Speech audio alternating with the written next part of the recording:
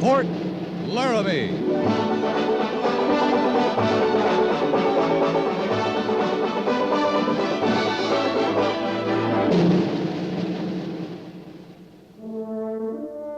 Fort Laramie, starring Raymond Burr as Captain Lee Quince. Specially transcribed tales of the dark and tragic ground of the wild frontier, the saga of fighting men who rode the rim of empire, and the dramatic story of Lee Quince, Captain of Cavalry.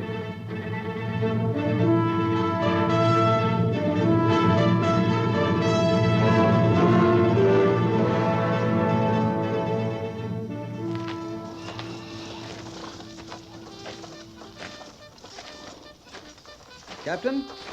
Oh, Mr. Syberts. The men looked fine, I thought. Well, yes, sir. They looked all right. Good drill. Good parade. Yes, sir, but actually I was more concerned with...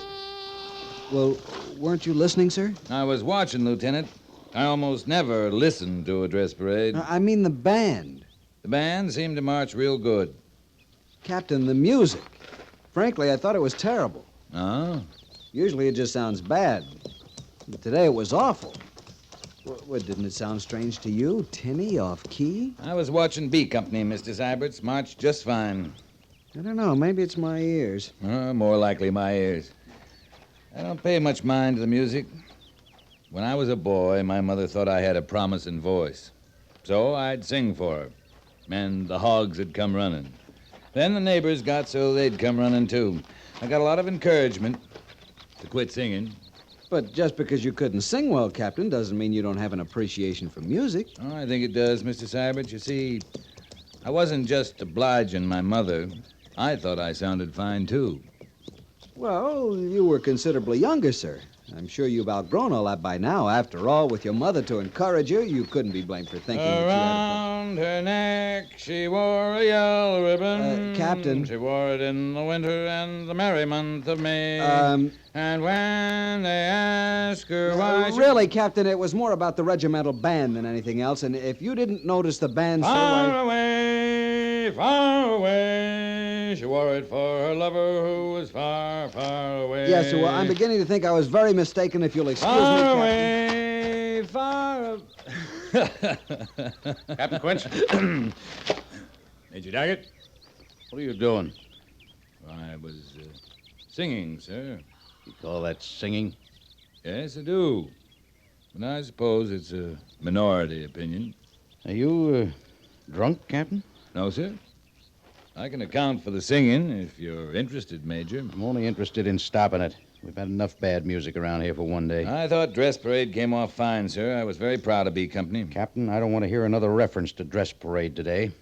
Yes, sir. It's over. That's the only good thing about it. It's over. I don't want to discuss it. I don't want to hear it discussed. That's an order, Captain. Yes, sir. I won't even ask if you heard the band. Did you hear the band? Must have. I saw it. Seemed to me they marched real good. No matter if you heard it or not, if that bellowing you call singing's a sample of your ear for music that... Marched real good? I thought so, sir. If I want marching, I'll get a company of infantry. From a band, Captain, I expect just one thing, music. You think I'm being unreasonable? Kind of hard to get music out of busted instruments, I imagine. I realize some of the pieces are quite old. Schultz tells me in the field they have problems with rust, sand fouling the cornet pistons, but busted instruments? The report said the band was brawling over something Saturday night. Someone put his foot through a field drum. Some of the blowhorns got smashed. You read a report on a band brawl? Mm-hmm. On your desk, Sunday morning, Major. Oh. Well, I want to talk to the bandmaster, and if you'll stop delaying me, I will. Sorry to hold you up, Major. Lee. I'm sorry. For what? Well, I'm mad as the devil. I didn't mean to take it out on you. I was handy. And you were singing, don't forget. And it set me off. Set Mr. Syberts off, too. Fact of the matter is, we have guests on the post. I wanted to be especially proud of our band. Oh, and what they did to Boots and Saddles, I think it was Boots and Saddles. I gotta see Schultz. Tell him I thought the band marched real good.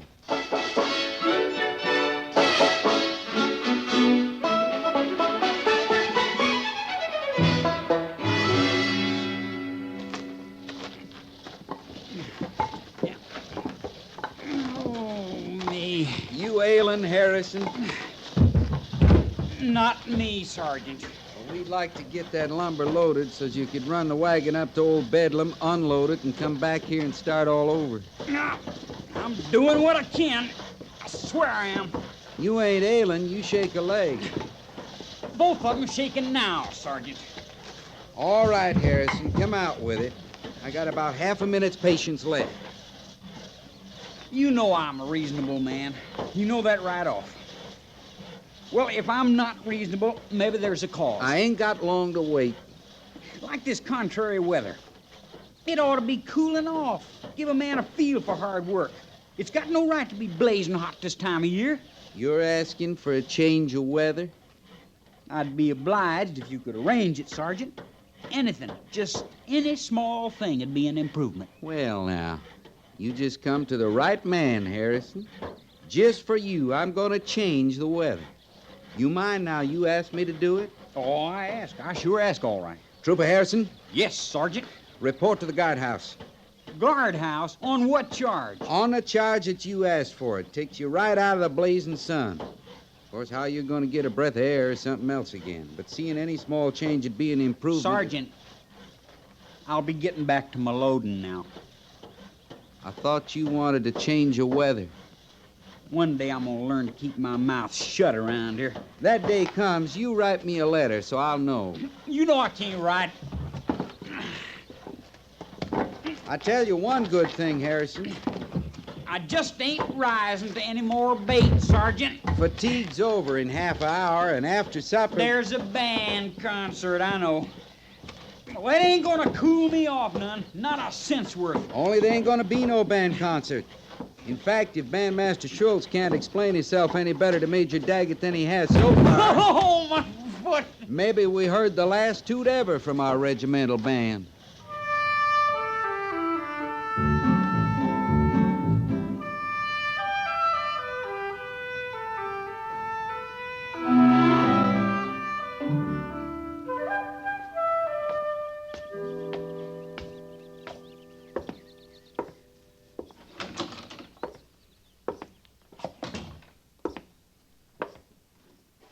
Pliny? Pliny?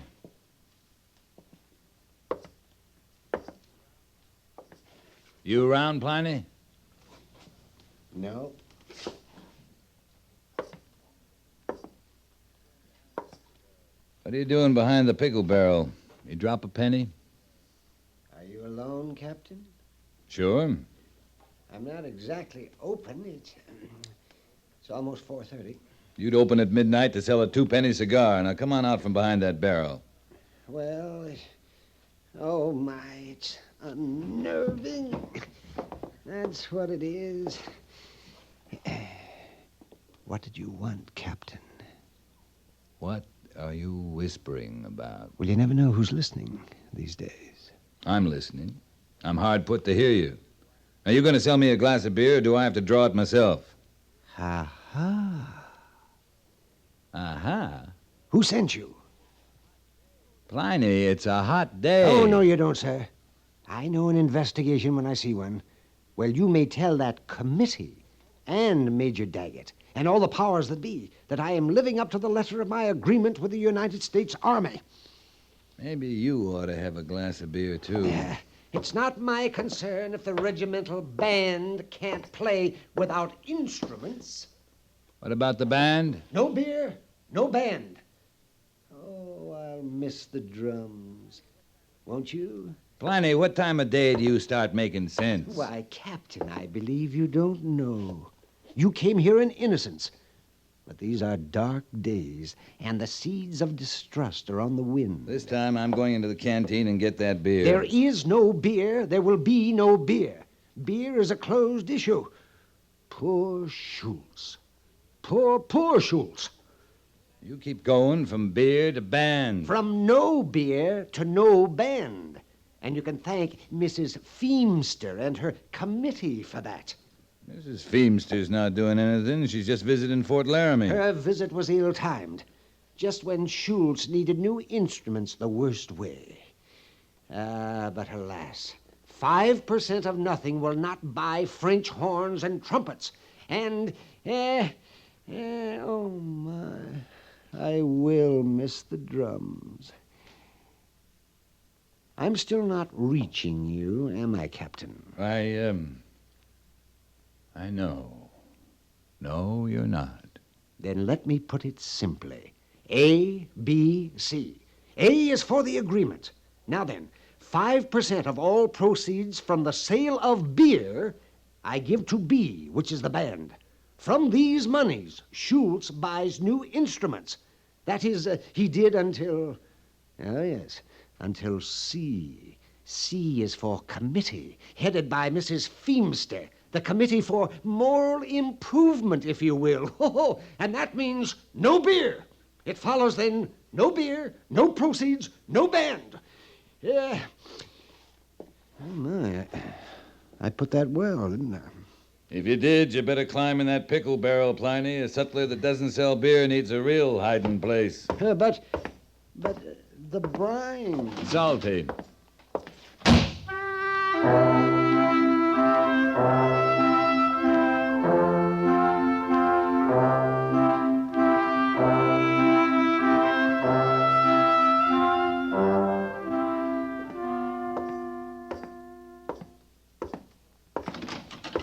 Oh, Captain, I was just about to send for you. Just came from the settlers, Major. You got any idea what's going on around here? Hold your voice down. Come here. Pliny was whispering, too, for a while. Now, listen to me, Lee. I get a better idea than anyone what's going on around here. Mrs. Feemster's in my office now. Let's go in here. The army run by a woman now, Major? That's not funny, Lee. I don't mean it funny. I can't get a glass of beer. Pliny says that woman's why. I've just learned from Washington that there's several thousand Mrs. Feemsters, Captain, and their ranks seem to be growing daily. Not only that, but there are also Mr. Feemsters, and their voices are getting louder every day. Mrs. Feemster doesn't like beer? On moral grounds. She like whiskey better? Whiskey isn't the issue. Beer, light wines, such as are sold at the sutler's canteen. Then she likes whiskey better. She wouldn't see it that way. Besides, it isn't just the beer. That's just part of their plan for moral improvement. They want to see that all posts have libraries, more recreational facilities, concerts. From the regimental band playing on no instruments? Well, Mrs. Feemster realizes the problem there. I got nothing against libraries, recreation. We need 'em. But do you think we got any kind of a drinking problem at Fort Laramie? I've never been aware of one. If we had one, you'd be aware of it. We all would. And if we had one, it wouldn't be on account of beer served to the settlers. I know that, Lee. You act like this was up to me. Well, let me assure you, it isn't. Mrs. Feemster, post commander? I'm still in command here, and that means I still follow orders from Washington. That's where the real pressure's coming from. They've banned the sale of beer at Fort Sully, Fort McPherson, and Fort Totten, and I can't keep them from banning it here. That brings us back to whiskey again. If a man can't get a glass of beer on the post, he'll go off the post. You think Mrs. Feemster knows what a hog ranch is? A whiskey ranch? I doubt it. Well, they got 'em now, all around Fort Sully and Fort Totten. And men that used to drink beer at those posts are stealing off and rotting their insides on hog ranch whiskey. You seem pretty sure of your facts, Lee. Ask Major Trucks. He got the information at the post surgeons' meeting last month at Fort Randall. The post surgeons are recommending that they reopen the canteens. I wonder. Just wonder. No, it'd never work. Oh, what wouldn't work? I don't think even Major Trucks could convince Mrs. Feemster she was short-sighted. I was thinking more of letting Mrs. Feemster make her own decision about being short-sighted. You haven't met her, have you? No, I'm kind of looking forward to it. Now, Lee. I'd like to volunteer to show Mrs. Feemster around the post tomorrow, Major. Volunteer? You might just tell her I'll call for her tomorrow, right after guard mount. Afternoon to you, Major.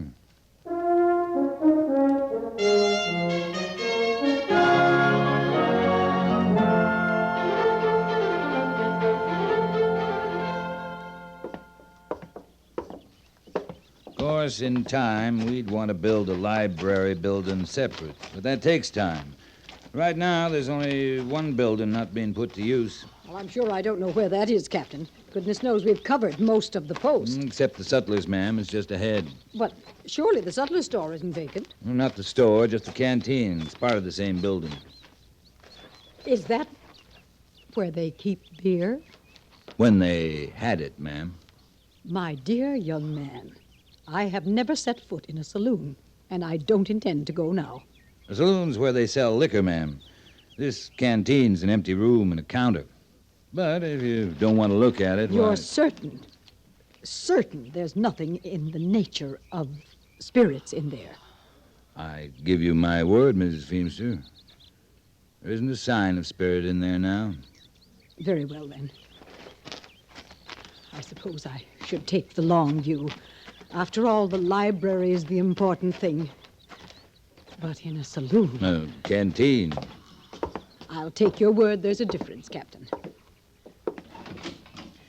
After you, ma'am. Thank you, Captain. Canteen straight ahead, Mrs. Feemster. Now then, Pliny, I got a long order here. Best you write it down. Just a moment, Sergeant. Just a moment. Captain? Yes, Pliny? Oh, have you met Mrs. Feemster? This is Pliny Burgess, the sutler. Mr. Burgess? Madam? Now, Captain, you know very well the canteen is, well, it's... Yeah, we know, Pliny. We come to see how the room would do for a library. A library... you mean books, and books in there? We'll just look it over. You mind your customer over there. Oh, well, I don't know I about... got cash money, Pliny. Coming. Yes, indeed. In fact, I'm here. Well, Mrs. Feemster? Well, yes, I think perhaps you may be right, Captain. Lemon extract. This room would make... I want all the lemon extract you got. All the vanilla, peppermint, ginger. All? Every drop. Then I want everything in stock in the way of cinnamon, red pepper sauces, bay rum. You got any smelly water, Pliny? Smelly? Oh, no, I don't believe I have any... Oh, no. You're not paying much mind to the room, ma'am. Hey? Oh, why... Oh, yes, it's first rate. Splendid. O.D. something, Pliny. O.D.? Smelly. Excuse me, ma'am. You know what I'm trying to say. I? You know, you women folks uses it sometimes. Smells right nice. O.D. O.D. Cologne. Oh, that's it, ma'am. Thank you kindly. I'll take all you got, Pliny. All, I've got. Seems to me we could get several hundred books in here, Miss Feemster. Now, along that wall there, Just a minute, Captain. Young man. You talking to me, ma'am? I am indeed. Your order to Mr. Burgess, all the lemon extract, all the cologne. Yes, ma'am. May I ask what you're planning to do with it? Why, drink it, ma'am. Drink it? Well, maybe not all of it. I'll sell some, chances are. Maybe give some now and again to my friends. But... Drink it? Why, ma'am, you strain extract or that O.D. stuff through some coarse bread, you got a fine batch of alcohol. Oh, my. Now, myself, I'd rather have a glass of beer, but we can't get that no more here, so, well, man's left to his own devices, you might say. Thank you, Gorse. I just hope it did the trick, Captain. Right now, we almost have this added up, so let me see what that comes to, $57.43, Sergeant. Pliny, I've been thinking this over. Huh? Oh. Well, now, I'll tell you what I'm going to do.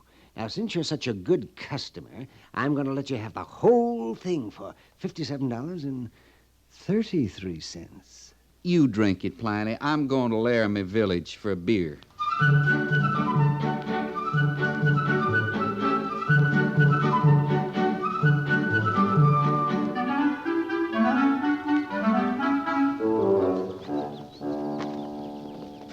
Why, Captain, you've come to say goodbye. No, I wasn't sure I'd be welcome, Mrs. Feemster. Major tells me you were a while settling down. I very nearly fainted. You may as well know that.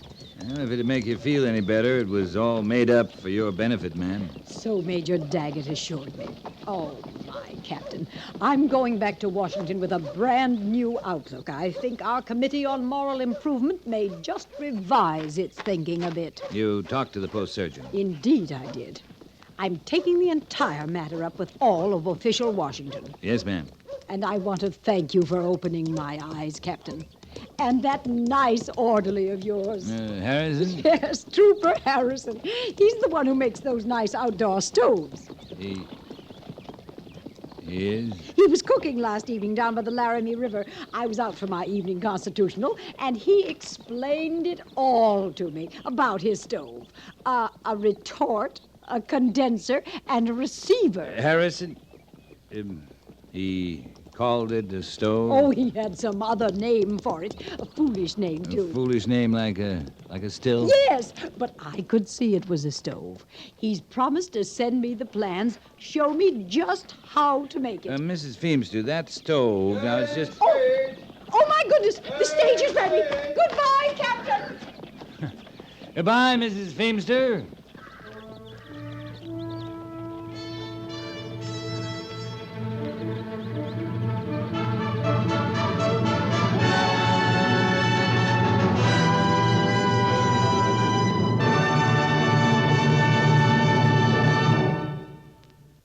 Fort Laramie is produced and directed by Norman Macdonnell and stars Raymond Burr as Lee Quince, Captain of Cavalry, with Vic Perrin as Sergeant Gorse.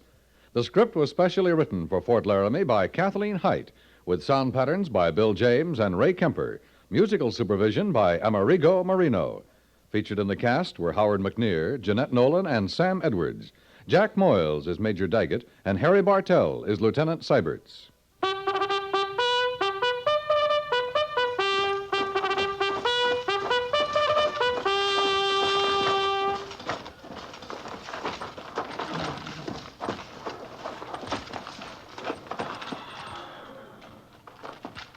Company, tension! Dismiss.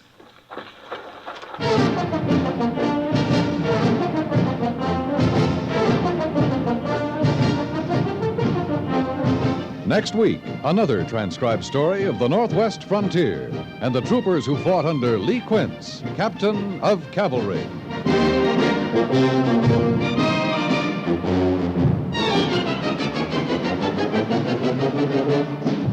Are you a student, businessman, musician, stamp collector? No matter what your profession or age, your opposite number in some faraway country wants to know about you and to tell you about his own life and thoughts. CBS Radio urges you to send your name to Letters from Abroad, 45 East 65th Street, New York City, mentioning your age, occupation, and interests. They'll find you a suitable correspondent in the country of your choice.